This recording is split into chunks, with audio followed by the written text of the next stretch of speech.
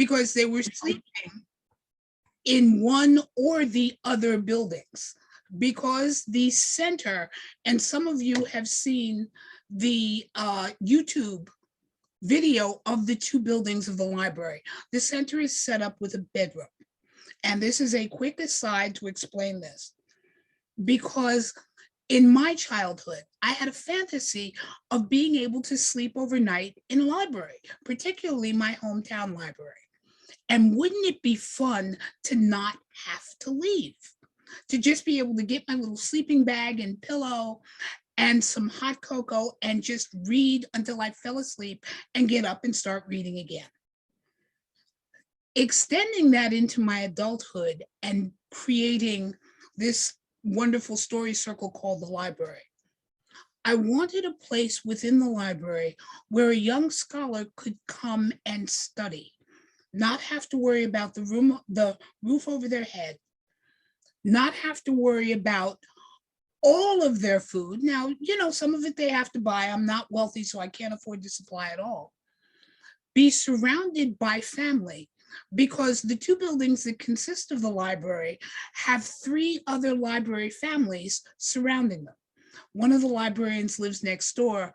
Boy Robbie, who most of you know, lives across the street, and right next to Boy Robbie is Jack. So there are other library family members that surround the buildings of the library. So a young scholar always has family around them to reach out to ask if they can run errands, to recommend places to eat, etc.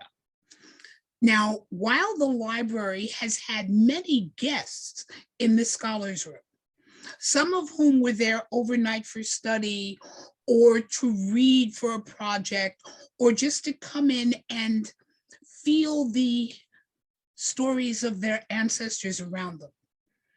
This is the first time we have had junior scholars. Now I say junior because our senior scholar, Tony Celine, has been in the library in the past year 3 different times, each for 1 month. In the course of that, she has written 2 different books, any one of a number of blogs, and broadcasts from the library. She is our senior scholar in residence and set this weekend up, choosing 2 young women, one of whom is working on her 3rd PhD and is going to be writing about this tribe. And one is a published poet, as well as teacher, who was looking for inspiration for her next book, which she found in the library. Now, this should be very interesting reading, because I'm not sure what poetry about leatherfolk would look like, but heaven knows I'm eager to see it. So we got them settled in, and I had joked about, I got a bunch of PhDs, I get to be the mouse in the corner, show them around, pull the things I think they might be interested in, and listen to some incredible conversations with 3 brilliant women. To say that it was more than I could ever have imagined would be an understatement. The discoveries they made, the things they researched, fascinated me. The people whose stories they wanted to know about. Just to give you one example, and I'm going to throw out a few names here that if you don't know, you might be curious about looking up. An old and dear friend that we used to call John the Red, whose real name is John Warranius, is a First Amendment lawyer and is the lawyer that defended Nick Key versus Ashcroft all the way to the Supreme Court about a decade ago. Now, the case in and of itself was instrumental in helping to define the internet community. Now, while they lost the case, in that the case itself hinged on who could define the internet community to be able to begin to define what is pornographic. And since the community had no boundaries, the Supreme Court did not rule in their favor. but it did open up the question of what is now a global community and how do you create standards for a community of this size. Well, anyway, because John is an old and dear friend, I said about a year and a half ago, so all of those papers dealing with the case, what are you going to do? Are you donating them to a law library? And he said, would you like them? And I went, yes. Well, about 6 weeks ago, 3 file boxes arrived of all of the papers of this case. Now, one of our scholars saw the boxes arrive, and before I could do an unboxing, went, what's this? I told her. She spent 2 days reading the cases and then got to interview John. She never expected it.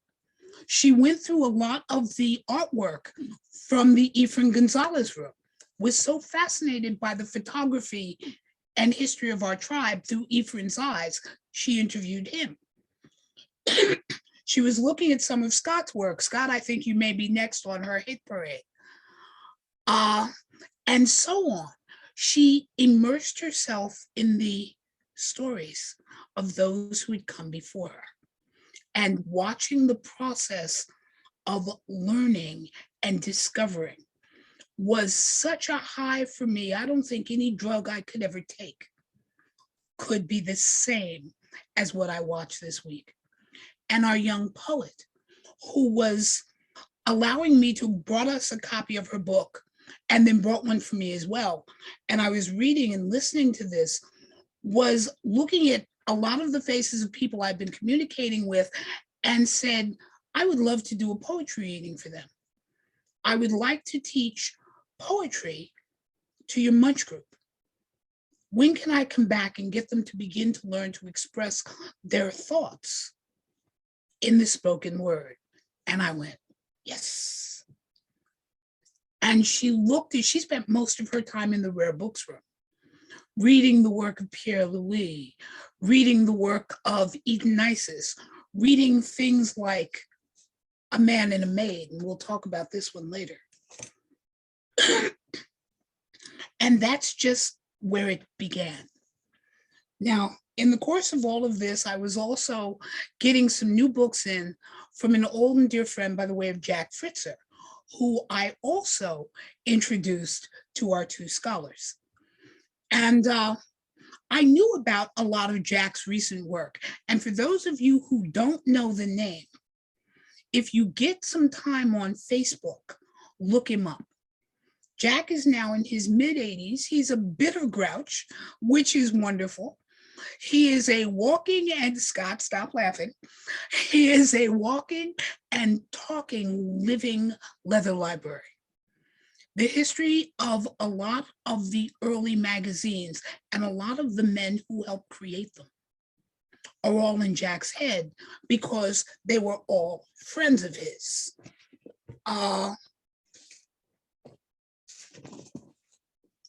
For those of you who know this photographer and his controversial work, he was one of Jack's lovers.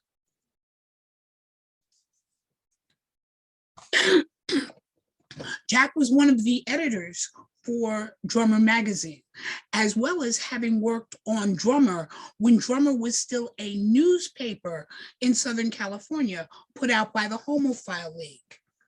He also wrote a book on that subject. There are a number of other pieces in Jack's repertoire. He writes some really hot, predominantly gay men's fiction.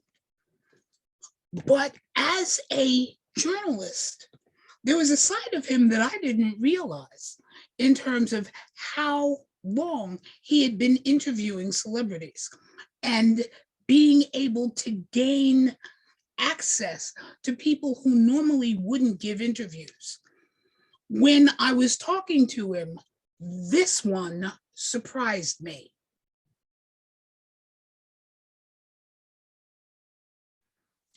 He, as far as he knows, is one of only 2 people to ever get an interview with the man who founded this satanic church, Anton LaVey. As well as because of LaVey's access and LaVey giving him access to other people, he actually wrote another book on the practitioners of paganism and black magic. I was astounded. It was a side of Jack I had never thought about. So all of these have come into the library. And in talking to him, because most of the time Jack and I are talking about San Francisco, drummer, Los Angeles, etc. When this one showed up, I went, Jack, there's something you want to tell me? He said, when was the last time you looked at my old profile picture? I'm wearing a red hood. What did you think it meant? I hadn't thought about it. So at least 5 more of Jack's older publications, and I forgot to hold up these 2, have come into the library. But that's only part of the wealth that has shown up. The last time we were together, I told you that Tony DeBlase's partner's partner, and that story is still a little too long to go into, was now looking for a home for Tony and Tony's husband Andrew's private things. And he chose the library, and slowly but surely has been sending things that were incredibly personal. He sent Andrew's overlay, Tony's jacket, both of which you can see in the video, the YouTube video of the Tony DeBlase Room, which we're going to be talking about in a minute. But in sending 3 more boxes, he also sent a lot of the works autographed to Tony by another gay male writer by the name of Larry Townsend. Now, for those of you who are familiar with Larry's work, The Leatherman's Handbook, and a lot of other gay male fiction and photography, there has always been a bit of a question mark about how many books, booklets, 8.5 by 11s, because I'm not sure what these would actually be called, Larry actually produced. And probably the only other person who might have had that answer was a woman named Jeannie Barney, who was Drummer's first editor, a good friend, and the secretary in the 60s of the Los Angeles Homophile League. And for those of you who are either scholarly enough or curious enough, that would be an interesting story to read about. Well, I picked up a box that weighed more than I do, and that's saying something, that almost gave me a hernia to find that there were 90 of these magazines, no 2 alike. Now, each of these is 8.5 by 11, written predominantly, although not exclusively, for gay men, and somewhere between 60 and probably 75 pages. And Larry could put out 1, occasionally 2 a year, while writing a lot of other gay male fiction. Some of it is really good one-handed reading, no matter what gender you identify with. So I had the kids make a list. We photographed all of the covers. I sent the list off to Jack Fritzer and said, Jack, you would know more than anyone else, how many of these did Larry publish? And Jack said, that is the longest list I've ever seen. I think the most I've ever seen is about 50. And then a few days ago on eBay, 2 more showed up that weren't in my collection. So now we are playing the great game of discovery of how many of these did Larry produce. But for those of you who like reading gay male fiction, the king of the writers was Larry Townsend. And we now have 93 of these little books, thanks to Tom Butts. Can I just say a big wow for the crowd? Wow. And then the last thing that has come in, which is why Grandma never has money, moving this over, because right now my desk looks like it got run over by a bookmobile. I am about to, but before I go on, does anybody here speak German? No sprechen Sie Deutsch. Okay. Ah, Stephanie. I see a little. I see a little. Only a very little. I'm working on it. But I am going to hold up something in front of this camera, and I'm sure your pronunciation would be better than mine because I'm about to butcher this. I can't wait. Hang on. Oh my God. Der Flagellantismus als I don't know. I can't do it. Sorry. Too long. Yeah. Because in German, whenever you probably know this about German, but No. whenever you're in German and you don't have a word for something, no problem. Just glue a couple words together and continue on. That's what they did there. I like that. Yeah. I got the flagellantismus. I can't even go for the next one. Banned for motive. Now, I have just destroyed a language. I'm more than willing to say that. Now, I say that to hold up two of these. Band 1 or book 1, we acquired about 4 years ago. I have been wanting to get the other 3. And every time I have looked in some of my favorite book dealers, the cost of one of those books could rewrite my mortgage. And then these 2 came up for sale on eBay, and I just grabbed them because Grandmom has no sense. And this is the reason I am perpetually broke and will never retire. Now, you just heard the extent of my German. I do not sprechen Sie Deutsch. What I do incredibly well, though, is I sprechen Sie picture. And I speak picture fluently. And when the images are hot, I'm thinking these do not need translation. Now, I could be wrong, but each of these has about 400 pages of some of the most awesome illustrations and photographs I've ever seen, which is more than enough to make me really want to know what the heck the text says. But, you know, if I never get the text, I'll drool twice over the imagery. So now we're missing one. Mama, I'm going to take this. I want to take this one particular moment to be the only time that I say, I am posting the link for donations in the chat. You've seen where it goes. There you go. And I'll let you go back. Sorry. And so treasures like this get added to the library, especially in the library's rare books room. And most of you have heard me tell stories about book burners and fighting book burners for bits and pieces of our history that are not more of the modern text you would be familiar with. And yet, most of them are not as scholarly as you might think they are. It's a lot of incredible erotica from around the world. Now, Germany, particularly because we have about 20 volumes in German, was a hotbed of good old-fashioned, downright dirty, free sex, city full of loving, laughing perverts. Debauchery. That's a good word for it. But they also wrote about their debauchery before World War II.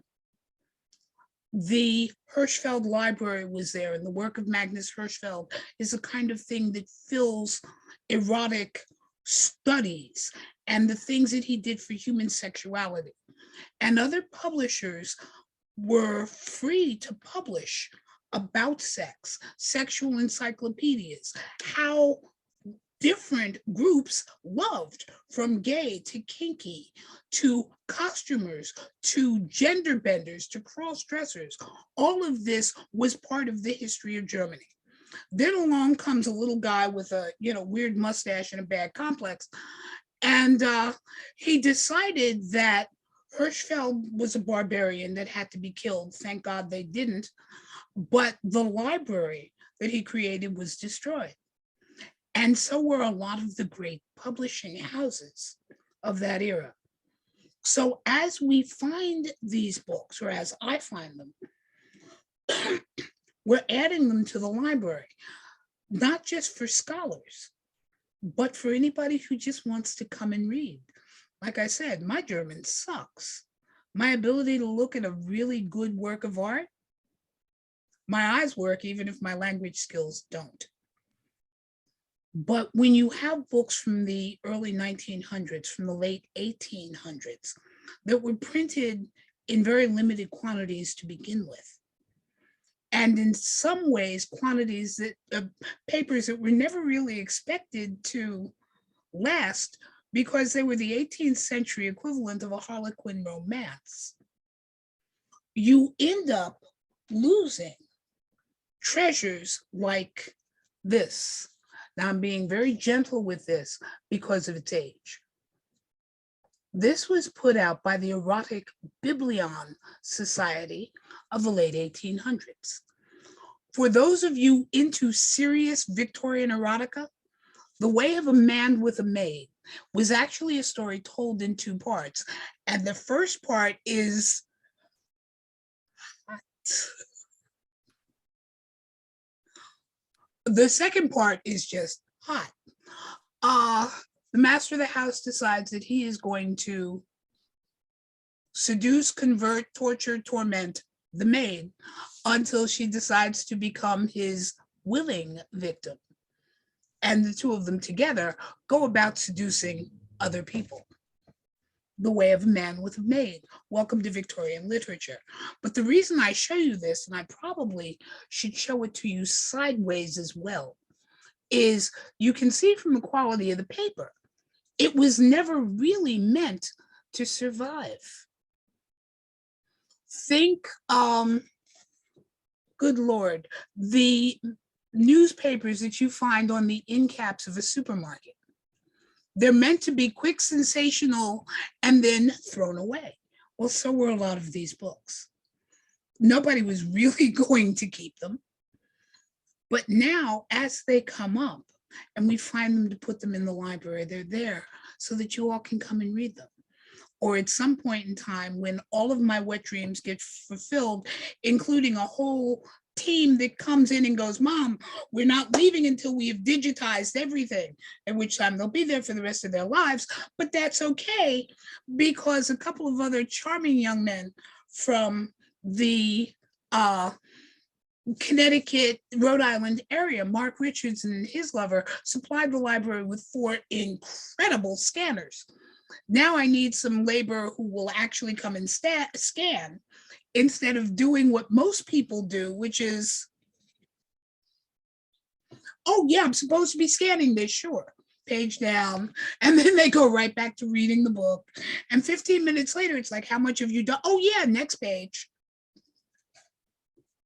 So half the fun of being in the library is the reading, but at some point in time, I gotta start getting this stuff scanned. So, and that's kind of a hint for any of you who might happen to have an extra week to, want to come and sleep in a library and grab some of your favorite magazines to scan so that we can get them in digital format so that they're preserved. Now, please understand, there is nothing like holding an original. But if I can get more of this scanned, you guys have access to it wherever you are, instead of always having to come to me. And while I'm kind of selling myself short because I'd rather you came to me, I'm old now, so, visitors are always welcome. But if we can get more of this up and digital, more people will have access to it. My God, how far over time have I gone, Matt? You're good. You're good. You basically jumped into the book of the month, I'm betting. Pretty much. There you go. Pretty much. You're good. But that's a little bit of what's new in the library. And it has been so exciting that I've been kind of bubbling over with eagerness to tell you about it. I'm- So, I'm okay.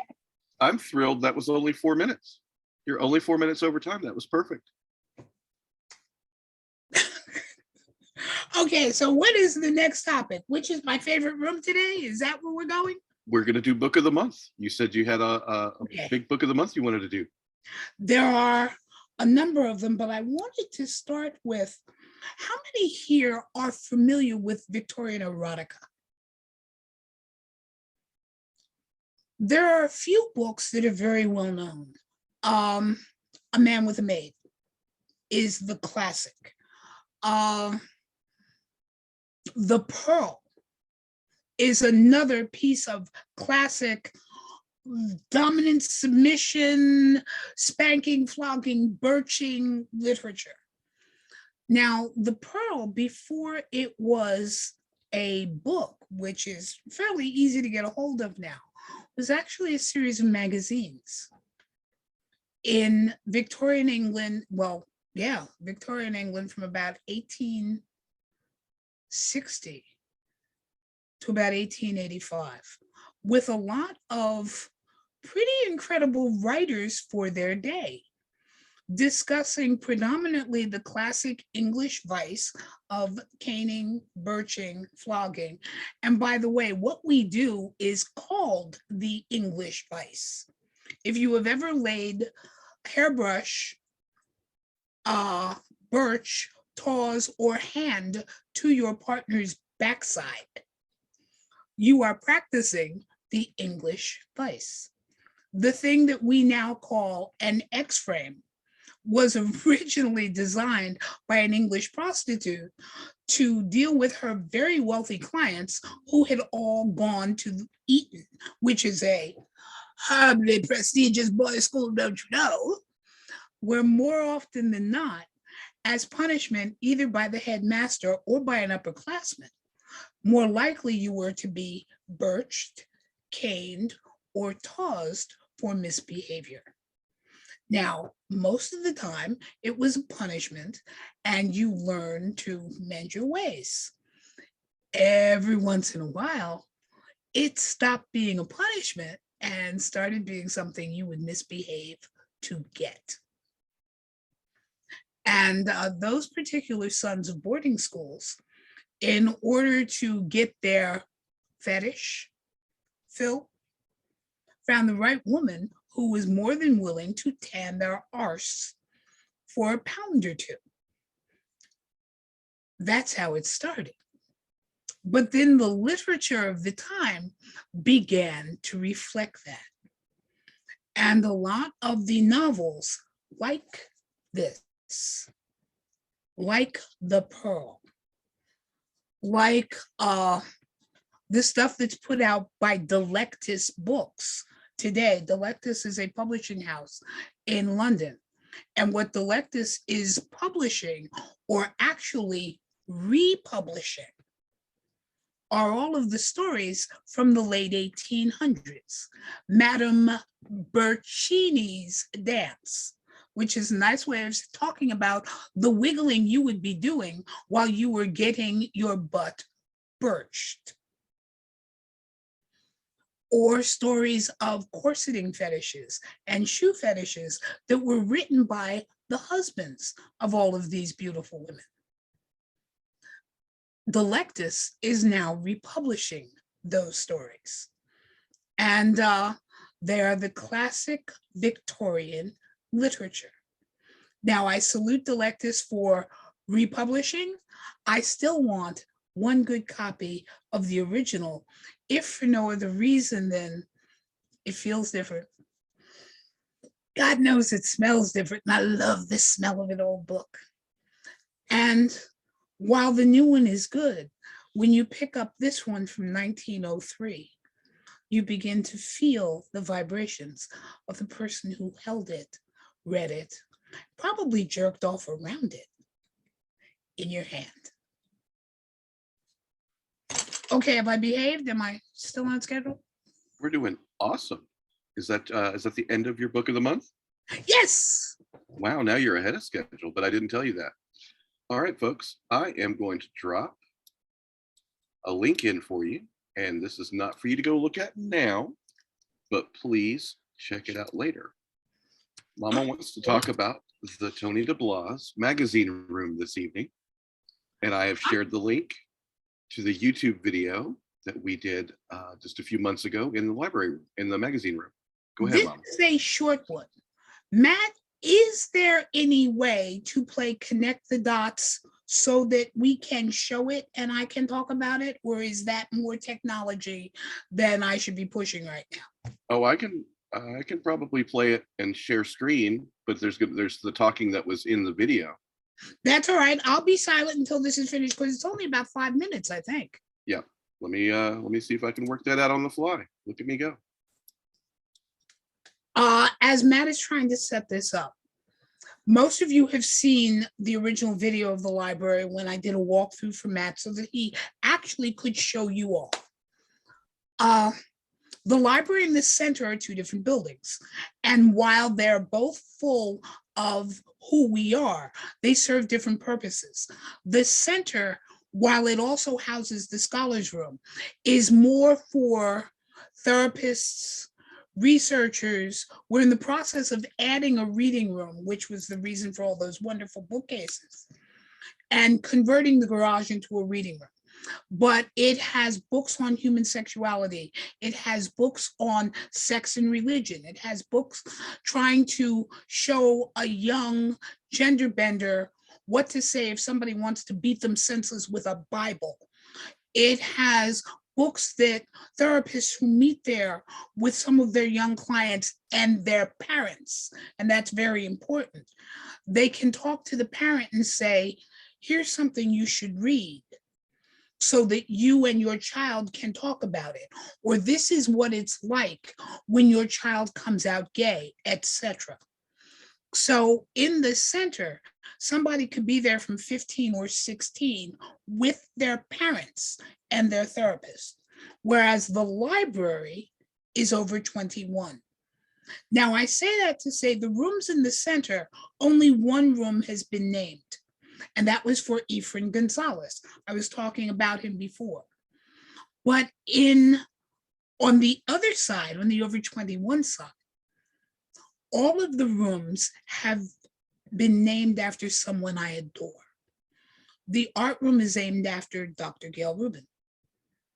The media room is named after our media geek, Arnold Pulse Tinsley.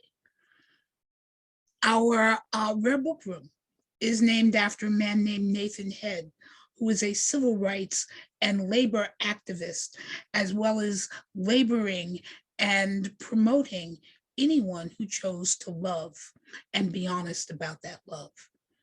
But our magazine room is named after one of the few men I ever called daddy, and that's Dr. Anthony Frank DeBlase.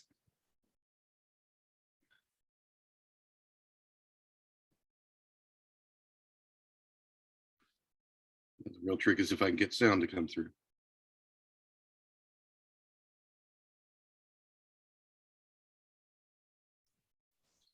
When you share the screen, you can click the buttons on the bottom that say connect audio and share as video. You might want to unshare and reshare.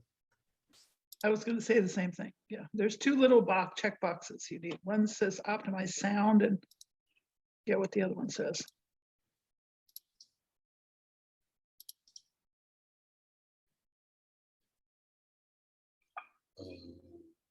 To share your computer audio, please install the Zoom audio device.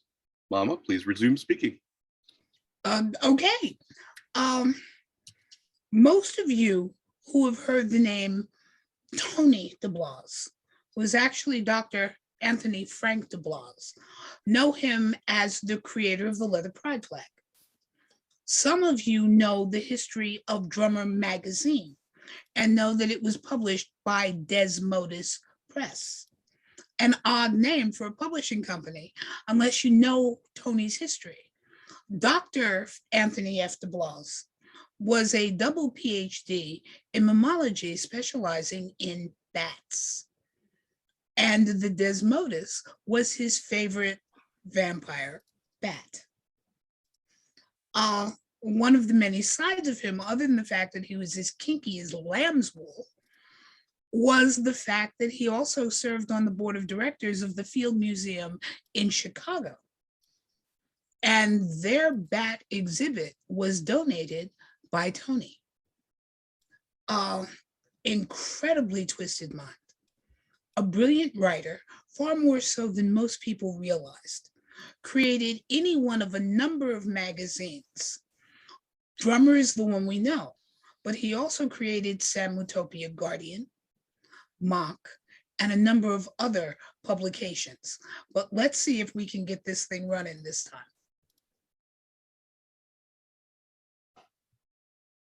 Nope.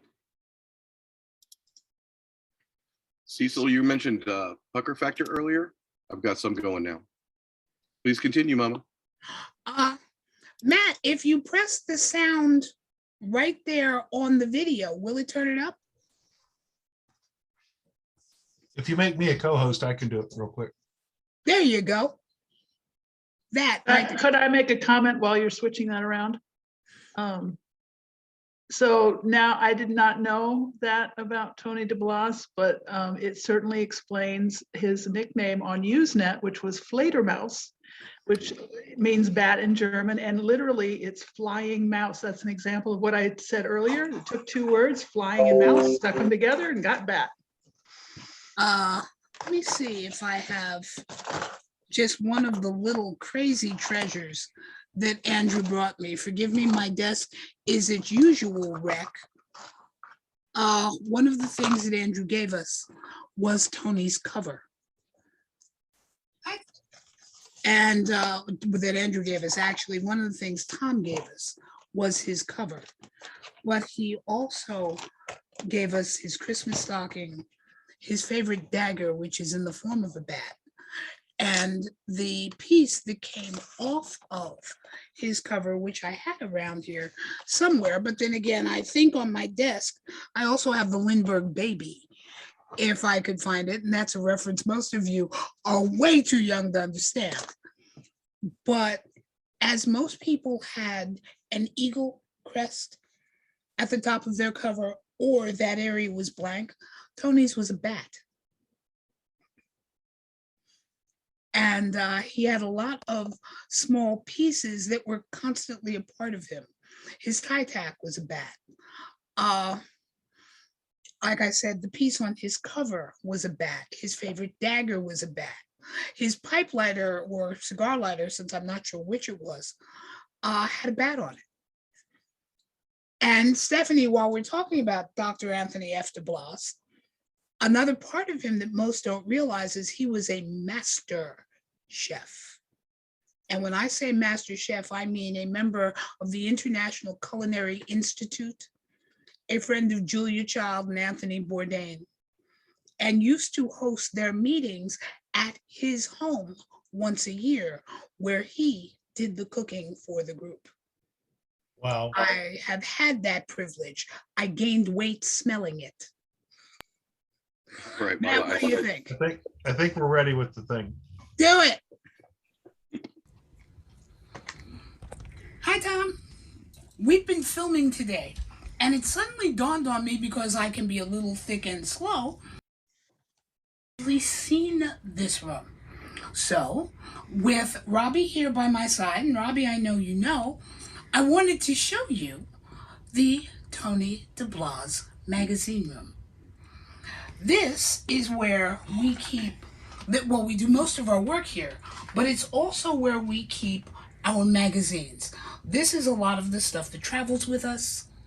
This is the magazines we're still sorting, and that chaos will make more sense in just a minute. This is where Tony and Andrew's jacket and overlay are. This is where all of his plaques are, or at least all the ones you've sent so far.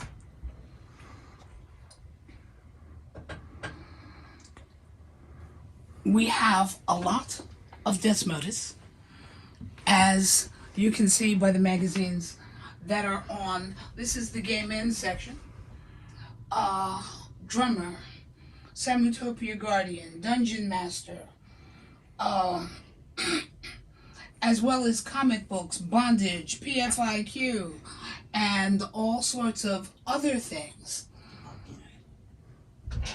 We keep comic books here. We keep the minis from the 40s and 50s, like Physique Pictorial. We keep a lot of the new zines that the kids are reading, like Fist and Perverts of Color and oh good lord, just even the old Nutrix publications we have here. And as you can see from the chaos in the corner, this is what we're in the process of sorting and cataloging. But there was the realization you had never seen this room dedicated to Tony and technically to Andrew's memory. And a lot of it has Tony's personality in it because of you. And a little video is the least I can do to say thank you.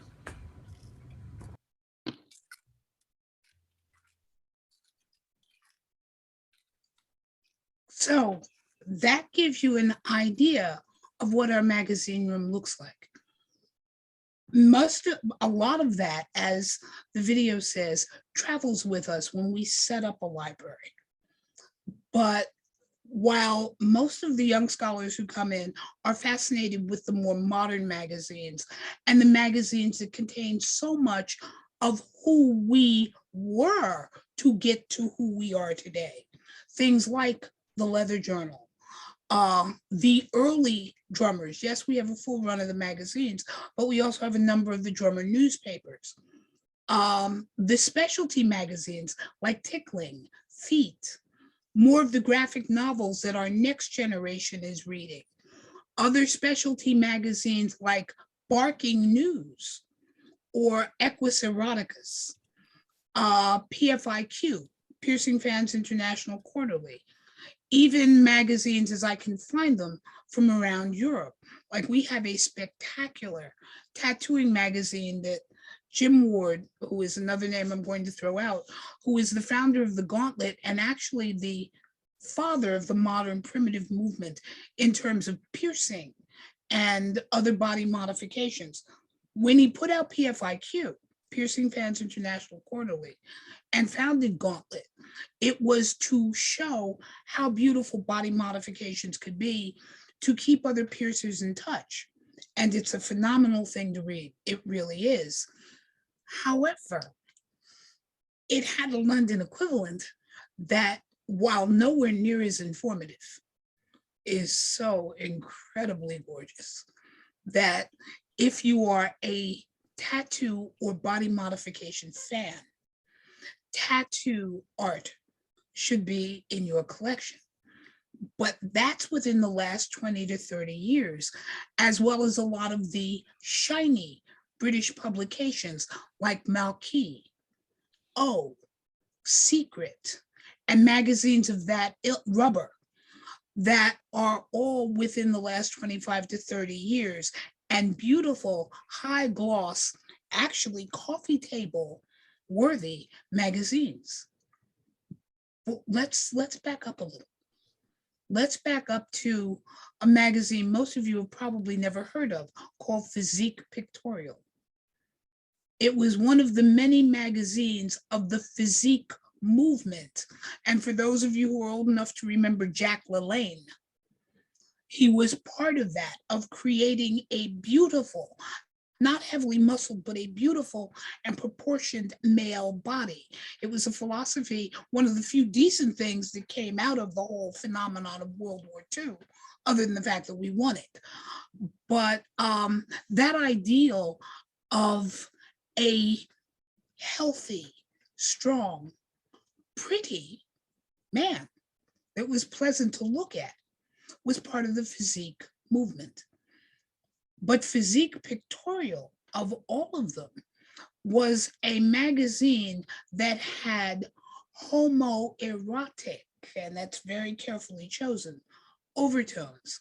And occasionally, if you knew what you were looking at, and most from probably about 1985 on wouldn't get any of the references and photos, a certain amount of little SM references in there as well.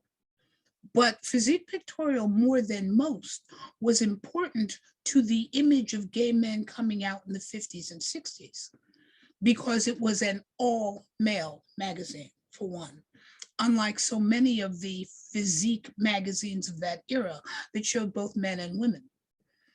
But it was probably the first place where a young gay man would see a positive image of themselves. Physique pictorial had some of the early drawings of Tom of Finland, had some of the very early drawings of ATN. There are 70 some odd magazines in that series. The library is pleased to have a full run. But now let's back up a little farther to the fashion magazines of the 40s. For those of you who've seen the work of John Willie and those beautiful pony girls and the photos of Betty Page and blah, blah, blah, all of the magazines that those images were in were actually considered fashion magazines. I didn't do the categorizing, but that's what they were considered. So things like Bizarre or Exotique, Mask, Fantasia. Yes, they had gorgeous sketches, beautiful drawings. They were to some extent for us and by us, and also had some pretty good articles. Not just the how-tos and who was doing what, but things like if a law got changed. You would probably have read about it in Fantasia. The first female fetish artist did her work for Photobits. Her name was Janine. Most fetish artists were men, except for her.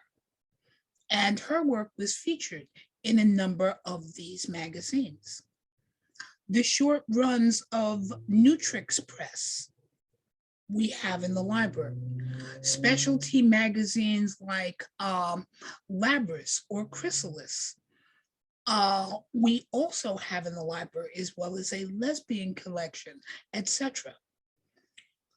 Our magazines show us who we were, but they also show us who our allies were, in that if you were willing to advertise in one of these magazines, you had to have been a friend to the tribe, because you were taking a certain amount of risk by daring to advertise in a fetish magazine. And every once in a while, looking back and seeing who these people were who were willing to stand by our side, put their money on the counter to take out an advertisement, and see whether or not some of these businesses and people are still active is an interesting cross-reference through history. And I see a hand. Stephanie, what were you thinking? Okay, there's your little handy thingy. I just moved my hand, sorry. Oh, okay. So we have all of those, as well as other magazines that most wouldn't think about by today's standards, because they're almost things you would overlook, that were considered erotic and bohemian for their day. Things like the Evergreen Review. They featured the writings of Ginsberg, of Betty Dodson. If any of you are familiar with her, Betty died last year. And other beat poets and people who were writing erotica. Now, the Evergreen Review is the magazine that brought over the story of O, one chapter at a time, because the book was banned in the United States. But they didn't say anything about the chapters, they just said the book. So the Evergreen Review started to publish it chapter by chapter. For those of you who have ever read the oh, excuse me, the Penthouse Pocket Magazine Variations, which was started by a tribal member. The woman who came up with the idea and was its first publisher for its 15 years, first 15 years, is a woman named Victoria Catherine, or VK McCarty. There are pictures, well, VK was a good friend. There were pictures of VK at Hellfire in the 70s. There were pictures of VK and all of the posing that she did for Demetrius in Moscow for Dam Studios and their artwork. That magazine was a gift to the tribe because we were made a hot topic by her because of an article in Penthouse in 1982, the first scholarly article ever written about us, which is also in the library. Mama, you and I discovered a picture of VK in the mine shaft, if you'll recall. Yes. The old photo bits from London in the very early 1900s are in the library. Magazines from London called London Life are in the library. Erotica, a beat magazine of the 60s, is also in the library. All of these things are the stepping stones to get us to where we are now. By today's standards, you wouldn't even think about it because it wouldn't be even R-rated. It would be G.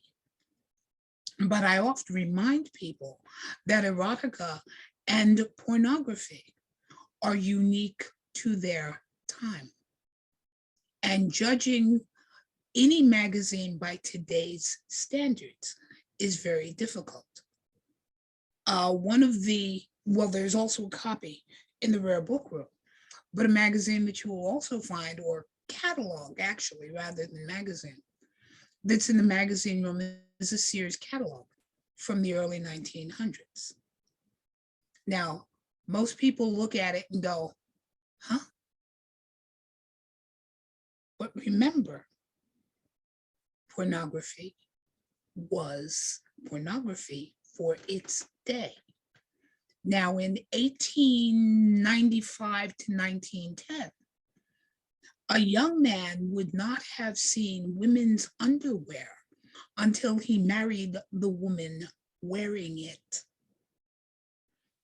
But Grandpa would take that Sears catalog because, of course, he was looking for Tractor Supply and feed and etc., and take it to the outhouse. And most of you have heard jokes about Sears catalogs as toilet paper, maybe. But Grandpa wasn't looking at the seed in the back. Grandpa was looking at the corsets and the pantaloons and the girdles and the bras in the front. Because back then, that was a no-no. So why did he take it to the outhouse when Mom was finished reading it and had ordered her fabric and, the chenille and the things she needed to tat her lace or make her family's clothes? Because Grandpa was jerking off to the ankle and the pantaloons and the corset. Pornography is unique to its era. And that's also sitting in the library, in the rare book room, and in the magazine room. Yes, it is where we work. It is where I try to find everything in paper that isn't nailed down or some rare book dealer isn't going to bend me over no lube for. Now, as friends realize, yes, Vi is serious about wanting everything you were about to throw out. If for no other reason, then not only does the main library need it, but I've got 7 annexes and my kids have to be fed. So as we build the annexes and each annex builds their local library and builds up the local tribe that's there, all of those treasures that we collect 2, 3, and 4 of then get spread out to our annexes so that you also can hold it and feel it and look at it and realize that to some extent, the only difference between what you're looking at now and what your great grandparents were looking at then is the style of the photography, not the fashion. And that is half the fun of getting lost in the magazine room, which is named after Dr. Anthony Frank DeBlase. How am I doing on time? You are doing fabulously. I have a question that was posed in the chat and dittoed a couple of times, and I think it is the perfect question to sneak here in the middle. Someone asked, how could I plan such a visit to the library? What you do is you grab any of us through the Facebook group, and I am encouraging all of you to join it because there is usually a lot of fun conversation that goes on. And we try to put new things that have come into the library on the Facebook group. Or you send me a message, or you message Matt or Shar, or you send me an email, or you send Boy Robbie an email and go, so what is Grandmom doing the week of? And we whip out the old calendar. Yes, I still use paper. It's safer that way. I do not trust electronics. And we check and see if anybody else is either going to be staying in case you actually want to stay in the library. And if it's just coming down for a long day's visit, or a day or two where you're passing through on the way to somewhere else, or you already have a hotel room because you're doing something else, just let us know when you're going to be there. Come on down. Thank you, Mama. I just thought that was a very perfect question. And while we're on the subject of things coming in and the sender is in the room, the Colors of Leather project. Mr. Erickson, I think you have something to say to us. Picked up some, we have Colors of Leather original and Colors of Leather 2.0. Grew quite a bit today. Matt, explain Colors of Leather. I'm going to put you on the spot instead of me having to do it. Designated extrovert.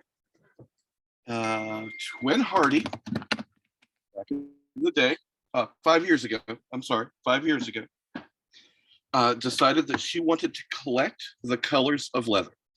And she began by collecting pins and buttons and photographs of back patches that she saw out in the wild at leather events.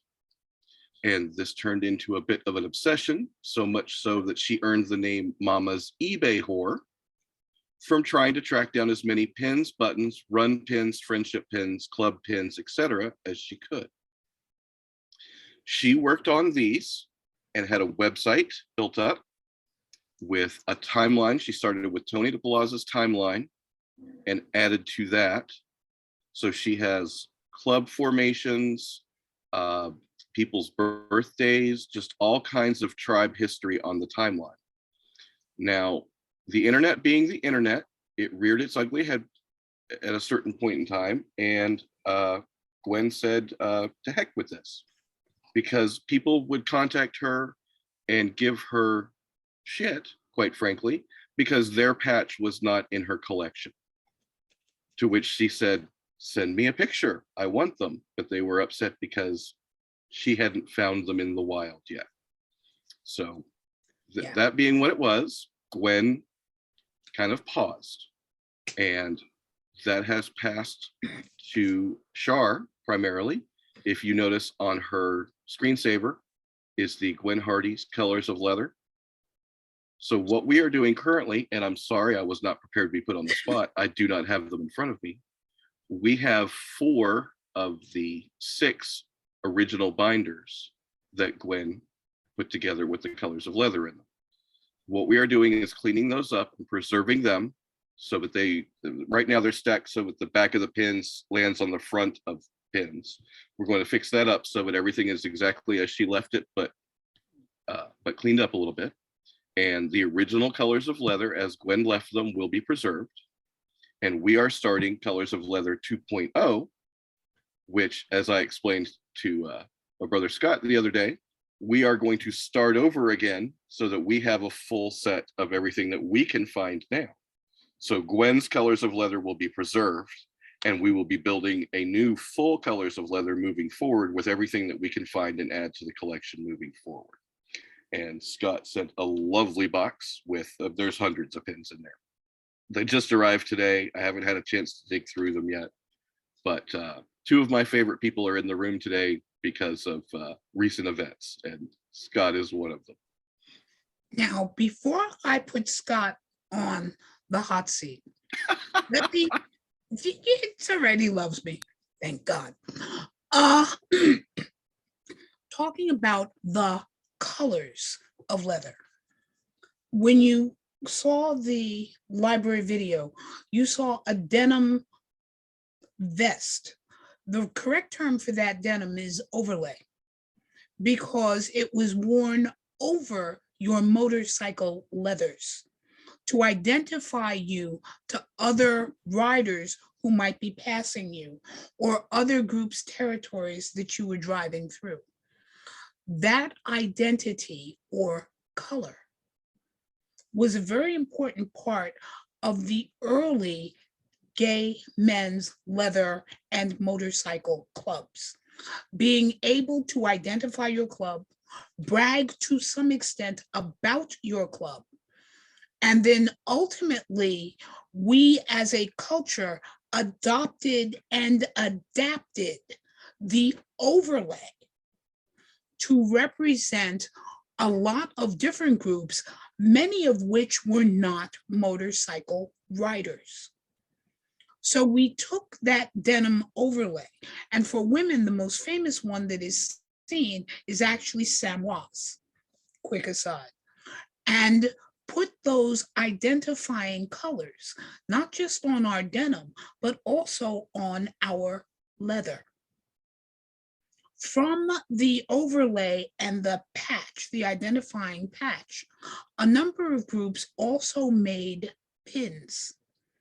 Not only did the pin identify the member, but if friended, you were given a pin to show that you were a friend of the group.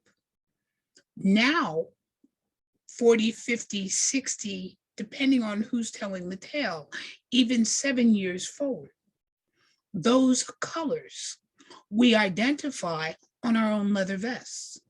It not only represents the events that you have attended and therefore your personal history on one side, it also identifies the groups or people who call you friend, hence the friendship pin. And Gwen was so fascinated by the many different clubs, both motorcycle and non, and organizations that represented themselves with the back patch, that she started to learn them. Even now, when it comes to the general knowledge of patch clubs around the United States, she is probably the expert. But when we want to get into a specific region, he's, from my screen, he's up in the corner. Scott, tell him about some of the work you're doing. Well, where do I begin? To just kind of go off of just to add a little bit more of what you had said. Patches, from what I understand, because gay male motorcycle groups emerged just the same way straight motorcycle groups did. And the patches have a history within the military. And if you were part of a particular infantry, the infantry had its own patch. And so that's who you were identified with. And so when after World War II and these motorcycle clubs came about, this is when the patches and pins. The more pins you had, the more senior you were, where you have been, because your pins in the military say the same thing. The more pins you have, the more higher rank that you were. And this is what these pins and these patches also represent as well. Another thing about traveling, say for instance, you have your vest or your overlay and you have all of your pins and your patches, and you go outside of your area, you go someplace else, someplace where nobody knew you, but they know your pins, they know your patches, they know where you've been, they know who you know, and it was a way of vetting you. And the funny in the back of the day was that you could commit murder, disappear within the club circuit party, and they would never find you because you would be off the grid, because you could go from one club to another, to another, to another, and your vest would basically be your calling card on all of this. Recently, a bar in Boston closed. It was Boston Eagle, and that had been the home bar of Vikings MC. Vikings MC was the first leather club in Boston. They started in February of 1969. A club out of New York City called Cycle MC came to Boston in February of that time, and they decided that they would do a bar crawl at a place called The Shed, which is over on Huntington Avenue, right by the Symphony Hall. And this got the local guys thinking, hey, you know, let's start our own club. And that was on February 22nd, 1969. And on March 1st, 1969, at 2 o'clock in the afternoon on Pembroke Street in the South End was the first meeting of Vikings MC. They were together for about 25 years. In April of 1991, they moved their home bar from 119 Merrimack over to the Eagle on Tremont Street, because the Eagle opened in 1976 on Queensbury Street in the Fenway. From the Fenway, they closed in 1979, opened in 1980 at 520 Tremont Street, and were there until 2020, March of 2020, when the bar closed. So from April of 1991 until the bar closed, the entire trophy collection, banner trophy collection of Entre Nous was on the wall, not Entre Nous, Vikings MC. And so the banners came off the wall, and a former or a past president of Vikings MC actually lives above the bar, and they were all handed back. He then did an internet search and found the Bay State Marauders, and then contacted me. And I went over to his house and got the banners, all except for 5 of them. We didn't get 5 of them. And then he says to me, turn around, and I want you to look in this box. And in the box had a stack of paper that was about this high. It had pins, which you now have.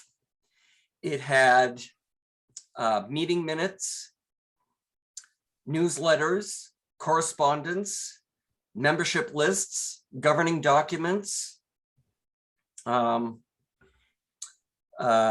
plaques, award plaques. And the meeting minutes were enough for 2 whole sets. I spent about 2 months scanning all of this in, so it has all been digitized. I went through the banner, because everything was left to the Leather Archive and Museum. When I collect things, I ask people where they want it sent, and this is where he wanted it sent. That right there is the digitized version of Vikings MC, everything that he has right there in his hands. Mama, you're looking at Hun Comics right now. Matt's showing Hun Comics. Do you have any Hun Comics in your collection? I have one. Well, you're going to be getting a digitized version of 1 through 12 of Hun Comics, Jocks 1 and 2, Bondage 1 and 2, and Gore 1 through 4, all digitized. Now, hold on. By way of explaining, the artist drew and painted under the name The Hun. Yep. His real name was Bill William Schmeling. Yes. So after going with the archive, Leather Archive, going through which banners they want, because they did not want duplicates. So they turned back about half of them. And the other half was going to, because Boston kind of needs its own history. So I sent it to sending it to the History Project in Boston. There were ones that the History Project already has, so they did not need a duplicate as well. And so the next one down the line is Mama Vi. So there's a couple of banners that are coming to Mama Vi. And I've been writing up histories on all of these things. So it's been taking me quite a while. And so you'll be getting a copy of all of these things. So that's really about it. That's where the majority of the pins came from. They came from Joe Lang from the Vikings MC and where he had been. So, and the other ones were just ones that people give me, like people send me stuff like, here, you do stuff with it. And so you've gotten a tremendous amount of that. You know, I still have more pins here and I have to kind of write down, and because they're going to the History Project as well, because I know what they have and I know what they don't have. So so that way they have a complete set of everything. And if I come across things that I don't know what to do, you'll get it in the mail. Along with the stories that we can digitize and then get up on the website so all of you have access. Yeah. Mama Vi will have a digitized copy of the Vikings MC collection of all of the meeting minutes, all of the newsletters. She also has it all from Entre Nous as well. Entre Nous, a year and a half after Vikings MC, there it is right there. Matt has it right there in his hands. Year and a half after Vikings started, there was an argument within the club, 6 members left. And on September 9th, 1970 was the beginning of Entre Nous. Entre Nous meaning just between us and French. They were together for 40 years. Their last event was in 2010. And between the two archives, if you sit down and you read it, it's like a diary of the leather community in Boston, the gay community in Boston, the leather clubs on the Eastern Seaboard from Maine all the way down to Virginia. And it's really interesting to kind of read this, especially where the beginnings of AIDS, and they sit and they talk about that. Butch Fenton from Harbor Masters is also a nurse. He's still part of Harbor Masters and still there. He's currently the president of AMCC. I believe it was in a 1982 meeting minute from Entre Nous that he did a medical talk on the new cancer that was traveling through as they put it, within the meeting minutes, because he was going to give them a health talk on everything. And so it's really interesting to read everything. You know, with gay men, we can't donate blood, but in the 1970s, Entre Nous was doing blood drives. All of this is all listed in all of these. And it's really interesting to sit and watch. I have often said, not only are you not alone, you never have been. And in young queer members of this community, we're stepping out, looking for those who walk before them, to remind them that you are standing on the shoulders of giants and you're standing so high, you can't see the ground. You've never been alone. You have ancestors. And now, as modern technology is allowing us to get more and more of this information copied so that it's accessible, not just from our big brother in Chicago, but accessible through our website as well. As Scott had said, the combination of the minutes of the two groups pretty much outlines 70 years of history for the region. Yes, yes. 70 years is, for many of you, your grandparents. You're not alone. You have never, ever been alone. You have angels watching over you who have spread their leather wings around you. Amen. And if I can also say, Pandora, I miss you. I miss you too, sweetie. Bye, Mom. Bye now. Hi, Pandora. There is a wonderful connection between these two that goes long past world and Pandora's history, which might be another meeting. Just thought I'd warn you about that now, kiddo. All right, challenge accepted. Yay. All right, Mama, we're a little over schedule. So I'm going to drop a link in the chat. You knew I was going to run over somewhere. That's okay. I did it myself. I should have known better, and I did it anyway, but I did want to thank Scott. Okay. I have put the link for the Boston Annex in the chat. And Mama, we're going to cut this down a little bit. We've got just 5 minutes. Could you give us the Boston Annex update? Annex. First things first, let me explain. The Carter-Johnson has children. We lovingly refer to them as annexes because the intent of the library was never to put it all in one place. As my elders said, you never put all of your eggs in one basket. Part of the reason for the annexes is to spread the knowledge around. But a more important reason for the annexes is to keep unique local history preserved within that area so that a young Leatherman from Florida can go to the Florida Annex, can go to the woodshed and sit and read and learn about who's in that area. Well, the library has annexes. Let me see if I can even remember most of them because I'm usually leaving somebody out. Seattle is the baby. Their specialty is graphic novels. Florida, the woodshed, has a lot of the region's history, and Florida is a pretty doggone big state. There is an annex in Atlanta. There's one in Baltimore. There is an annex in a small one brewing in Jersey, another one that's being created in Colorado. There's an annex in Costa Rica. There's one in Singapore. But right now, I want to give you a quick story about the rebels, or at least that's how they choose to define themselves, which is the Carter-Johnson Boston. Boston does things a little differently, of course, as one of the cradles of the revolution.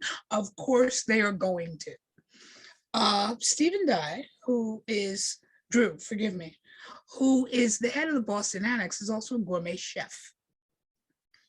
Now, the region is known for a number of incredible pansexual groups and some outrageous events, from the Boston Fetish Flea to a number of legal cases that have affected this tribe, Attleboro being the one that most people know. And the Boston Annex is collecting that, as well as the work of some of the local writers. Cecilia Tan, for those who know Cecilia, and her publishing house, Greenery, is collecting the work of Ms. Abernathy. As a matter of fact, Boston's the one who got Ms. Abernathy to write her last book, because she hadn't written one in 20 years. Boston starts their meeting, which they do 3 or 4 times a year, with a reading from a local author and a discussion. You then sit down to, depending on the mood Stephen is in, anywhere from a 4 to a 7-course meal. And when you have expanded the stretch pants, because that's what you should have worn to go there, and rolled away from the table, they open a room in their home that has beautiful double doors and their logo etched into the glass, where you can sit, read, converse, laugh, and discuss until your waistline goes down, until you can move again. But because of Boston's location and their importance to New England, New England Leather Alliance, the Fetish Flea Market, as I had said, a number of law cases, Boston likes to do it a little differently. They're spending more time not just collecting the local writers, and there are many, including Joshua and Raven. For those of you who don't know the work of Raven Caldera and his partner Joshua, you should. Raven is there and works with them. Boston wants to focus a lot of its attention on the law cases that have helped this community define itself, have been used in ways to attack this community, and to begin to assemble all of those into one place so that other scholars, writers, and lawyers can find them. Welcome to the Boston Annex. Did I do it? Like you had a clock in front of you. Did you get the yellow light like we had at the contest? The yellow light come on, you knew you had 30 seconds left. That was awesome. That was awesome. All right, folks, this is probably the time that you're going to, well, this has been an amazing meeting so far, so maybe not. But this is where I would like for folks who have questions, please, about the library, to please raise your hands and we can open up and you guys get to interact with Mom and ask questions about the library. We already had the one earlier that I could not pass up about how do they schedule a trip. Let's start with the last thing in the chat, which is there an annex in Southern California? No. Who asked the question? Let me see. Sir, I should have known. No, not yet. How do you go about starting one? You and I will do some Zooms over that because it's not exactly as easy as it looks. And it is a tremendous responsibility that you take on because the people who have been put in charge, who have requested and then built annexes, understand that it is a lifetime commitment. Once you start it, there's no walking away from Carter Johnson. You may or may not hand it on as, where's Master Cecil? The woodshed inherited the Florida, or I shouldn't say inherited. It was passed to the woodshed when the original griots, storytellers, librarians, for a lot of different reasons could no longer do it. And so they found their replacement, who would also be an integral part of the library concept of acquiring history, preserving history for your region, and making that history accessible. So it is a major commitment. You feeling brave? Let me, here's what I have come up with for how this works. Mama in the library is a heavenly body. And we're all out here just zooming around, and you get in a little close and you get caught in the orbit, and this is where you're at now. So just a fair warning. Cecil, am I wrong? I have no idea what any of you were talking about. You just saw the conversation she had with Pandora a second ago. You will never get away, ever. Not one bit. Fair warning to everybody. Kodiak, please, I did not mean to interrupt you, sir. No, it's fine. Yeah, I'm very interested in possibly doing that. This is something that we've been talking about doing for a while, and considering that there might not be anything in this area, we figure we might as well step up. Yeah. And I might have access to quite a bit of Shibari knowledge, as I am currently part of the cohort with Devil's Mask Society.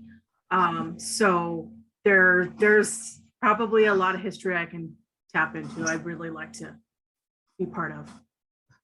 Kodiak, I am going to get you, I need you to send me some information, especially through Facebook, about your Facebook profile, far more than FetLife in this case.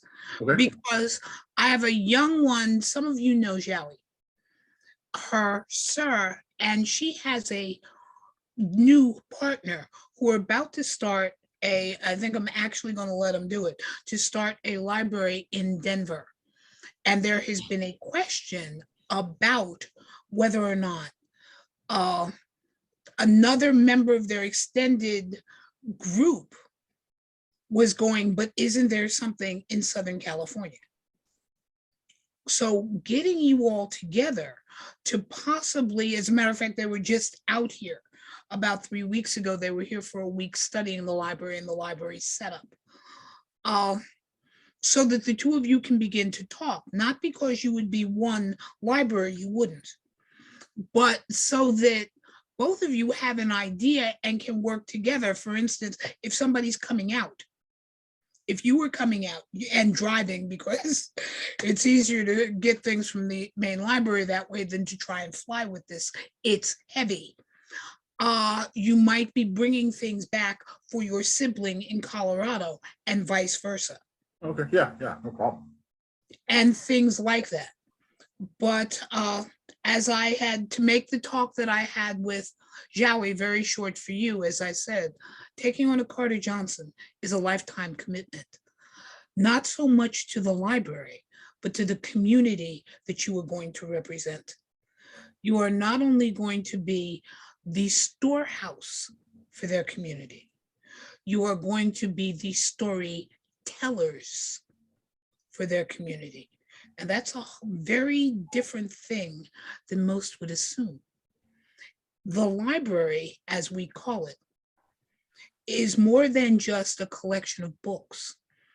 What you see, the travels and what we've created here is actually a big, fat story circle full of the stories of all of your ancestors. And the library is more than just the paper. It's the spirit. And the job of the storyteller or griot, although people understand librarian, that's not accurate. The job of the griot is to make the stories in the pages real. You may not have known Larry Townsend, but you can talk about what you felt when you read the Leatherman's Handbook, or how that book affected you, or here, young leather person, this one was my first book. I think you might like it. Take a look at this. That is all part of the job of whoever has an annex. So you're taking on more than just the books, magazines, posters, art, etc. You are taking on the history of your region, making it personal and giving it back as the great griots of West Africa did with their tribes. So I want you to think about that before you rush, because once you jump, as a couple of people on this board would say, once you jump, the library has you. That doesn't sound so bad. Run. Run faster. Henri had a question. Would they like to ask it themselves, or I can read it? So I can voice it.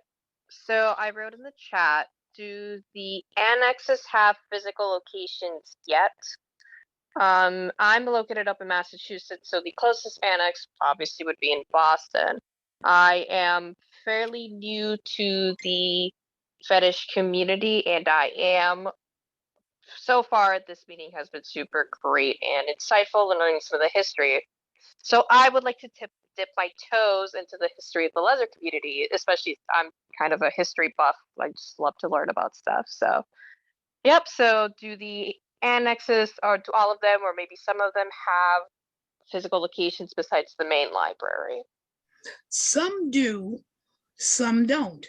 Now, to understand the reasoning for that, our original charter was to travel, which we do still, well, pre-COVID, which we do quite often.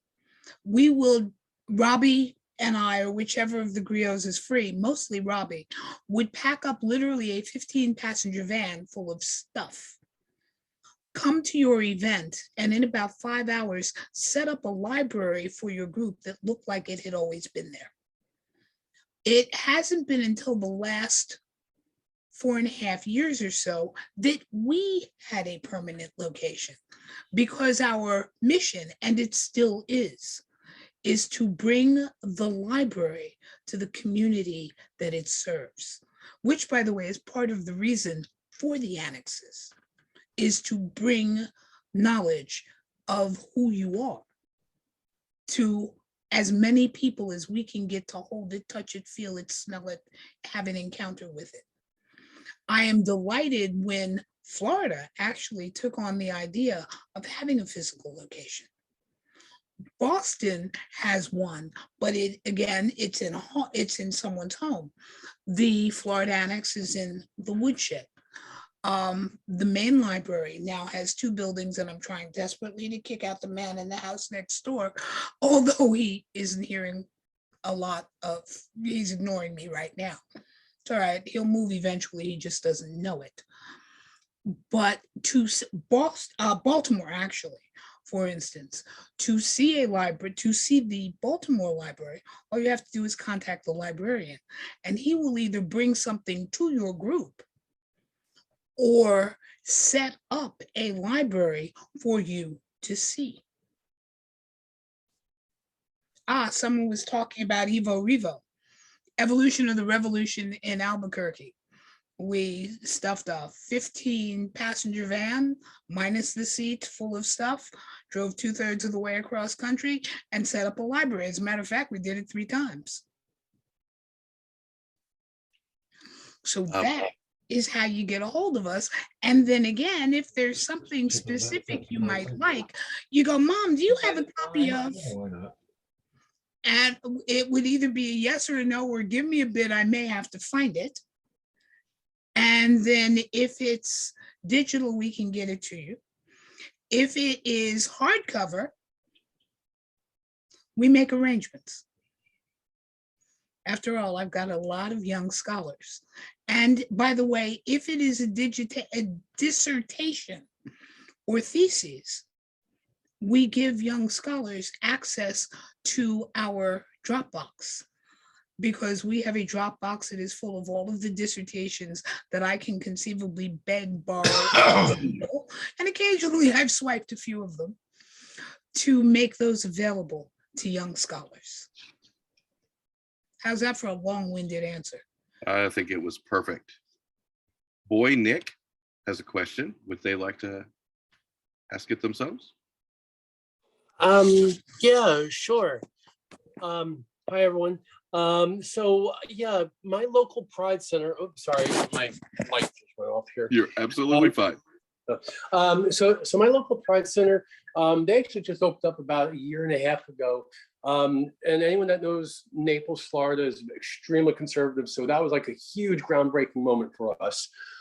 They're developing a library, and it's small, it's quaint, but I volunteer there, and whenever I look at the library, it's saddening that I don't see representation of us. Is there a key book you would recommend? You know, at least one book for starters that can open people's eyes to see, you know, who we are, what we do, where we came from. Oh, Nick, you have no idea what you just asked. This is how, by the way, Costa Rica got started. There was a young man who asked a very similar question of me at the Master Slave Conference 5 years ago. And I said, bring down an empty suitcase. When he got over the initial shock of the question and decided that it was wise to leave his clothes in the United States because he was going home with a suitcase full of books. So I'm going to ask you in no particular order a whole series of questions, and you can either get to me or to Cary. First things first, what do you need? There's a difference between need and want. There's a huge difference, absolutely. Do you have video capability?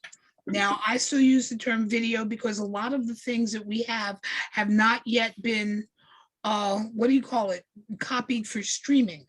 but that doesn't mean you can't. And then do you have access or resources, because this could be an expensive proposition, to turn a whole lot of digital into paper, because I'm a firm believer in paper. When it comes to history, there are a lot of things that I could recommend, but the best one, if you are a tad bit geeky, because this is a serious academic read, when it comes to the history of this tribe, is the dissertation by Dr. Robert Bienvenu. It is still available if you go looking for it.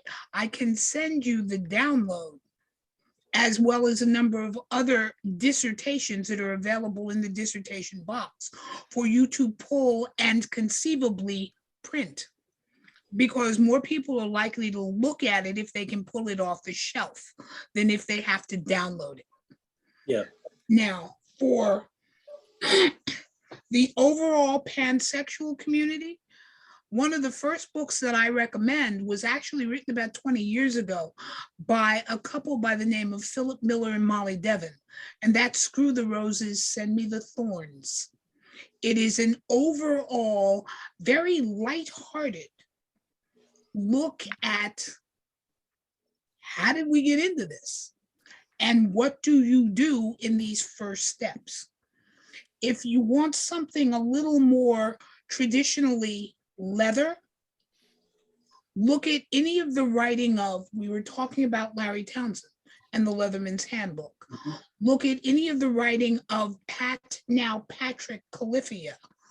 Look at some of the early writing of Dorothy Allison, who is one of the founders of the lesbian sex movement. Look at the writing of Dr. Robert Rubel, who has done a lot of how-tos. Look at the writing of Jack Ranella for some really hot fiction just to have on the shelf. Notice I'm not going to say anything about the beauty series. Look at the writing of Laura Antonou, not just because of the Marketplace series, but because of two of the anthologies she compiled about women.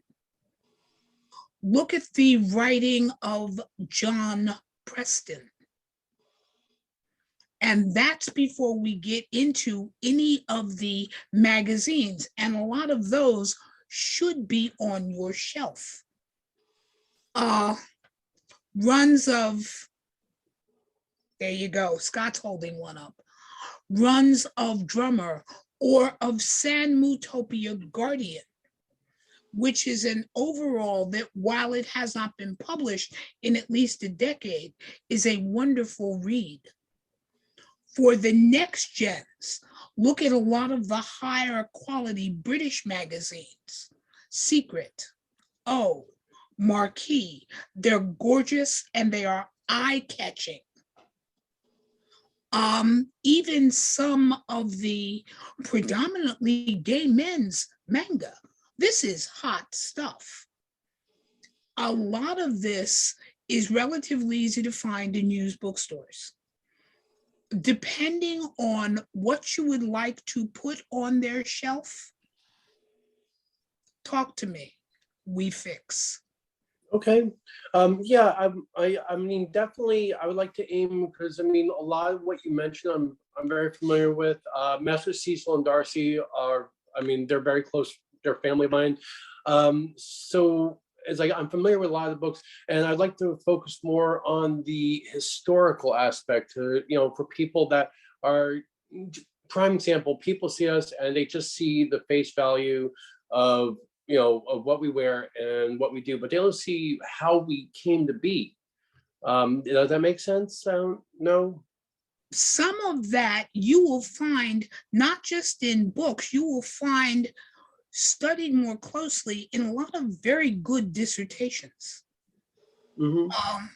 And as I said, while we have them on digital in the Dropbox, when young scholars come to the library, and we only have about 40 on the shelves of the 70 or so that we have access to, being able to pull one out and look at it and flip through it and read it. And if you're willing to make 2 copies, even make notes in one, or tell someone if you want a copy of this, it's going to cost you X. Not because you're trying to make a profit, but because you've got to cover paper costs. To be able to look at the work of Andrew Campbell. Andy's dissertation was made into a book, and it's a very good one, talking about various incidents where leather and gay culture cross. Or of Michelle Buchanan's blood is thicker than water, leather is thicker than both. That dissertation. So much of this is looked into that way. In terms of other history books, if you want to get focused, the work Vince Andrews did on both the history of the NLA, the history of the boys movement, the boys handbook. He's done some wonderful pieces, and by the way, is on Facebook. And what was the name again? Vince Andrews. Oh, okay. Sorry, I didn't hear the broke Boy, up. Vince, brilliant writer with some very, very good pieces out. All of those things, if you write, the writer may get some nice donations to the center. Looking at specific portions of the tribe, ask Raven Caldera. Raven's books are brilliant pieces of work. So there are resources that are available to build 3 or 4 shelves in that library that cross all kinds of things, from gay history to pansexual history, to the history of what it is we do, to going back 100 years, if that's what you like. If you want to build that library or build that little section, that's how I keep getting annexes. A book. That was great. Master Cecil suggested, and I highly recommend, Leatherfolk. Leatherfolk. It's a great read. The work of Guy Baldwin. I would strongly suggest the histories of Tom of Finland and his house in California. In California. We can build you a library. What do you want? You guys are going to make me go back to the bookshelf. Okay. Pandora had a follow-up on that one. Is that Where's my Pandora? Mom, it was more of can you speak to Nick a little bit about why that is, why a mainstream LGBT community center, and a little bit of history of why leather is still very not kind of assimilated, and kind of we're still the stepchild or the black sheep. The rebels. We are the rebels. I am going to begin this with, in my humble opinion. And I need to make sure that everyone hears that. The struggles for gay rights actually were going on long before Stonewall. Just to throw out a few of the earlier groups, the Mattachine Society, for one. The Daughters of Bilitis were large groups in the 40s and 50s. But before Stonewall, we forget, there were the riots in Los Angeles, the cafeteria riots, and other things that came before us. But for good or ill, the powers that be, when it comes to forming any movement for equal rights, have to pick and choose what is palatable to the group they're trying to get their rights from. Now, I didn't say I agreed with it. I didn't say it was right. I'm not going to put right or wrong on there. For instance, before Rosa Parks, someone else rode a bus, but they decided that she was both too young and too inexperienced to be the focal point for the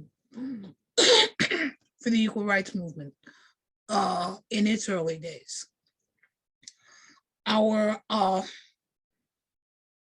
men and women, predominantly men at that point, who were trying to formulate a movement for gay rights,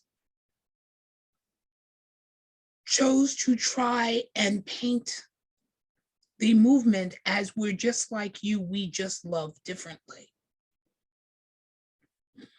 And while that is nice and partially true, it is not completely true. This movement that swings to the left of the sexual norm is made up of a myriad of factions, from drag queens to queer youth to leathermen and women to heaven only knows what can be imagined in terms of how we practice what it is that we have chosen to practice to express our sexuality. And because of that, we don't all look alike. We are not just like you. We just love differently. And the reason we're not just like you is because you are not willing to even admit to half of what it is you do behind closed doors.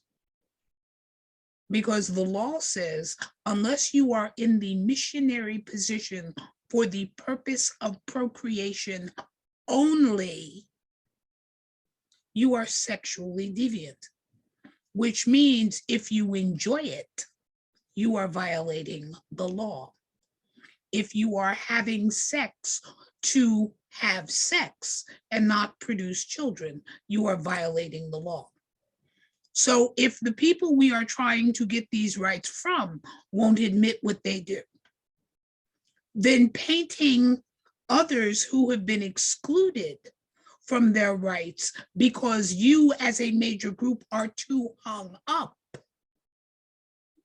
painting us to look like you is the first bad step in the process. Now, if I dress differently, if I move differently, if my voice is higher or lower, if my heels are higher than cowboy or low or barefoot, or I don't feel like putting on a dress because I'm more comfortable in a pair of slacks and a t-shirt. If I'm a tomboy, if I'm queer, if I'm leather, if I'm drag, pick one and then add a few of your own. I do not look like a white Anglo-Saxon Protestant. Hell, if I slip into a white Baptist, I might not fit that view. So we were, excuse the bad expression, whitewashed to convince those who have rights that of course we should have them because we're just like you with this little minor difference. Now, the farther you stray from that difference, the more likely you are to get shoved away. Leathermen and women wear their pride on their hide, so we look different. Just because I can wear black Birkenstocks with my chaps, and I've done it, doesn't mean my Birkenstocks are going to get accepted by the greater majority. And if I change the Birkenstocks for beads, feathers, and the high heels, all hell breaks loose because that sure as fuck does not look like the people we're trying to get those rights from. So anything that does not look like this little mold, please move over. That has been evident in the gay rights movement almost since its beginning. And unfortunately, to some extent, it still is. climbing off my soapbox. And well timed again. Thank you, Mom. All right, folks, we have reached the end of our allotted time. I hope everyone had a great evening. I think this was a fabulous get together. Hope everybody enjoyed it.